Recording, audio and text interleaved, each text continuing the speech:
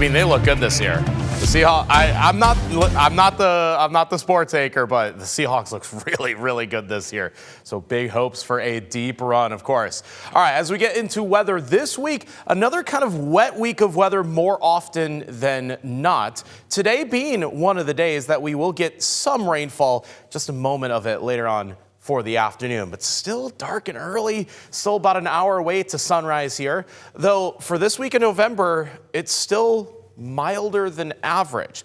That means with our high temperatures hitting the 50s more often than not, there's still no talk of snow at the lower elevations. We've quite cleanly had this low elevation rain, high elevation snow split, and that will remain the case even for those storms later in the week. Here's your current temperatures, mostly in the 30s, our coldest spots in northeastern Washington. No surprise there. Still kind of mild on the Palouse. I got 45 in Pullman and 50 in Moscow. To start the day, that is already warmer than the average high temperature for this date, November 10th. By the way, I'd have to double check. I think today's date is the average first snowfall in Spokane.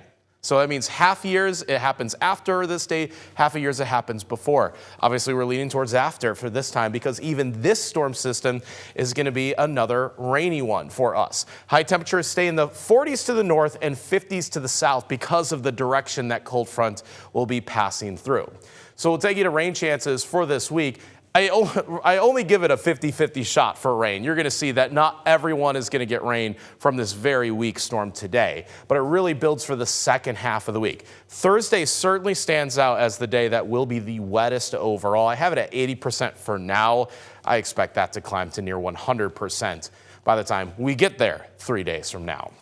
So here's how our modeling handles this cold front, and notice that we'll get this strip of rain at about 2 p.m. in Spokane, so maybe about an hour's worth of rainfall, and then it just moves quickly right along. I think areas in central Washington do end up drier overall, so that's why I kind of gave it a 50-50 chance for rain in the first place today. Now I'll show you the later week chances. Here, again, big picture, we're looking for those troughs in the jet stream, which are these arcing motions in the jet stream. This will be Thursday's system for sure. It could arrive Wednesday or Wednesday evening at the earliest, but it's when that whole pattern swings into the West Coast. That's when we for sure get our rainfall on Thursday.